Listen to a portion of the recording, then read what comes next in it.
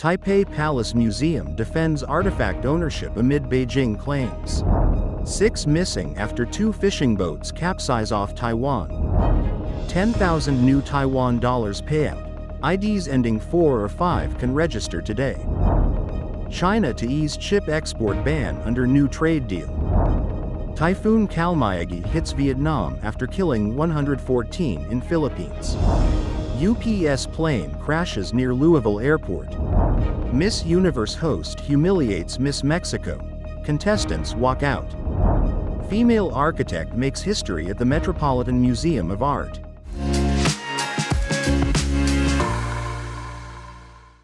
Hello, I'm Helen. Thank you for joining us on FUNDAY News. It is Friday, November 7th, Fountain Pen Day, and here are your top stories. And for today's Taiwan news, during a legislative session, Palace Museum Director Xiaozong Huang said the artifacts were brought to Taiwan under the Republic of China's legitimate government and registered as national property.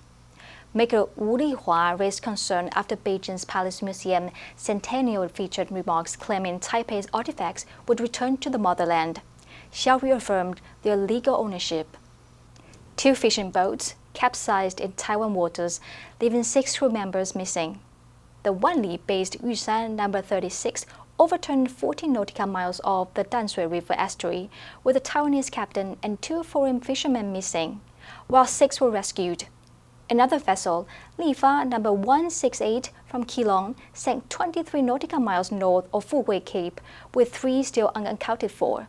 Rough seas have hindered rescue efforts.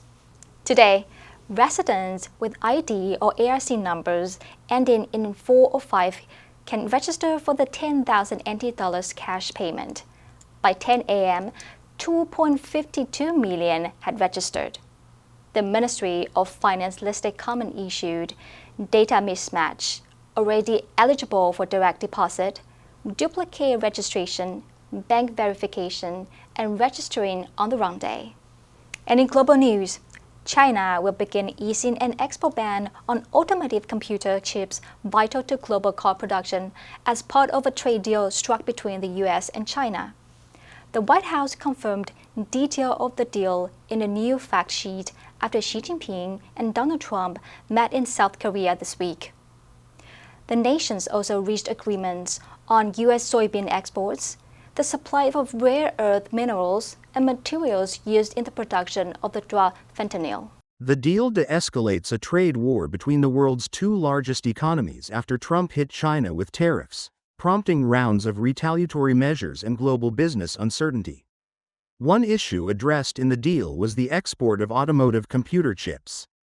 There had been concern that a shortage of chips from Nexperia, which has production facilities in China, could create global supply chain problems. It is a Chinese-owned company but is based in the Netherlands. About 70% of Nexperia chips made in Europe are sent to China to be completed and then re-exported to other countries. The fact sheet states that China will take appropriate measures to ensure the resumption of trade from Nexperia's facilities in China, allowing production of critical legacy chips to flow to the rest of the world. Typhoon Kalmaegi slammed into Vietnam on Thursday, forcing authorities to cancel hundreds of flights and order people to stay indoors. The storm had already swept across the Philippines, killing at least 114 people. Winds reached up to 149 km per hour and whipped up waves as high as 10 meters. The government warned of floods in low-lying areas and impacts on agriculture, including in the Central Highlands, the main coffee-growing region. The coastal city of Hue was still recovering from floods this week that killed 47 people. In the Philippines, the scale of Kalmaegi's destruction became clearer on Thursday as floodwaters receded in its hardest-hit province of Cebu, revealing flattened homes, overturned vehicles, and streets choked with debris. A total of 127 people were still reported missing as of late Thursday, and attempts to distribute aid and recover bodies were hampered by the scale of the damage. The typhoon's devastation in Cebu comes just over a month after a magnitude 6.9 earthquake struck the area, killing dozens and displacing thousands. Forecasters were also tracking a brewing storm east of the Philippine island of Mindanao that could strengthen into a typhoon and hit the country early next week.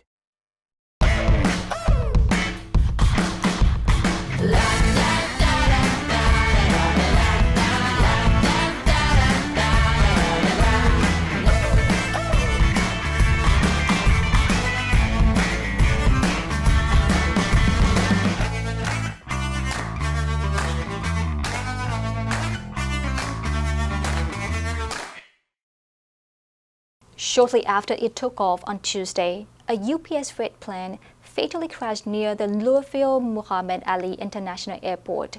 It left a fiery trail of destruction through business and roads that investigators are now shifting through as they work to uncover the cause of the crash. The death toll reached 12 by Wednesday evening, and officials have said they still expect the number to climb as emergency crew transition to the recovery phase of the response. None of the victims has been identified. And we have viewed airport CCTV security coverage, which shows the left engine detaching from the wing during the takeoff roll. An NTSB investigation team arrived in Louisville, recovering crucial assets like the aircraft's black boxes, which store flight data and cockpit voice recordings. Passenger flights in and out of Louisville's International Airport have resumed, but are experiencing a significant backlog due to delays on Tuesday. UPS planes also began departing from the airport again around 24 hours after the cargo plane crashed. Just one day after the aviation tragedy struck Louisville, the Department of Transportation announced it will reduce air traffic by 10% at 40 major airports starting Friday if no government shutdown deal is reached, citing safety concerns due to air traffic controller staffing shortages. A Miss Universe executive singled out and criticized one contestant at an event in Thailand, causing a walkout by contestants and an international controversy after the video went viral. Ahead of the 74th Miss Universe competition, which takes place in Bangkok later this month, contestants gathered in Thailand over the past few days. Per the schedule, delegates arrived November 2nd ahead of a session ceremony, which was set for November 5th. As part of the schedule of events, contestants attended a talk from Nawat Itsaragrisal, a Thai businessman and national director of Miss Universe Thailand. While live streaming the event on Facebook, the Miss Universe Thailand organization captured a heated exchange between Itsaragrisal and Miss Universe Mexico title holder Fatima Bosch. He has since apologized and said he was misunderstood.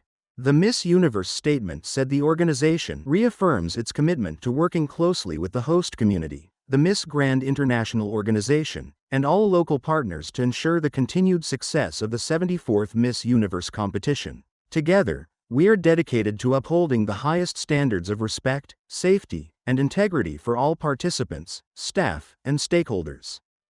Over the next 5 years, New York City will welcome 2 new momentous spaces for the arts, both along Manhattan's iconic Fifth Avenue, some 40 blocks apart. The first is a $550 million area new win for the Metropolitan Museum of Art's modern and contemporary collection on the Upper East Side. The second is a new home for the pioneering National Black Theater in Harlem. Both projects are led by the same architect, who until now had never completed a cultural institution of the scale.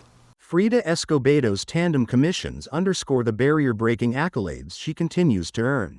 In a profession that often skews older and male, the 45-year-old Mexico City-born architect has frequently been described as the youngest, the first, or both. Her project with the Met, for example, makes her the first female architect to design a wing in the museum's 155-year history. Escobedo says the practice of architecture is constantly changing as she works across scales and mediums, from Aesop retail stores and temporary sculptural installations to serene hospitality projects throughout Mexico. For her, architecture is a language through which she understands the world.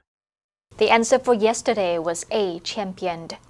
He has always championed equal opportunities for all employees in the company.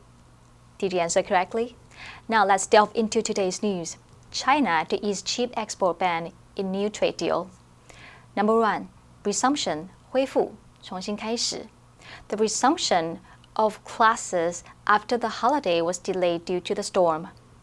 Number 2, appropriate, 适当的，合适的 It is appropriate to wear formal clothes to a wedding.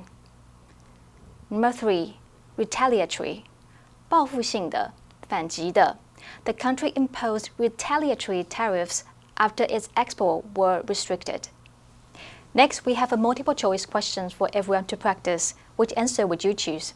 You can write your answer in the comment section. The correct answer will be announced next week. The fountain pen first came into existence in 1636, combining a reservoir of ink with a metal nib. Celebrated on the first Friday of November each year, Fountain Pen Day is observed worldwide as a time to embrace, promote, and share the use of fountain pens.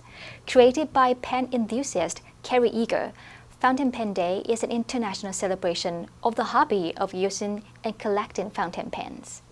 And that's all for today's FUNDAY News. Be sure to tune in to FUNDAY News from Monday to Friday and click the link below to join FUNDAY for free. I'm Helen, your host. I'll see you next time.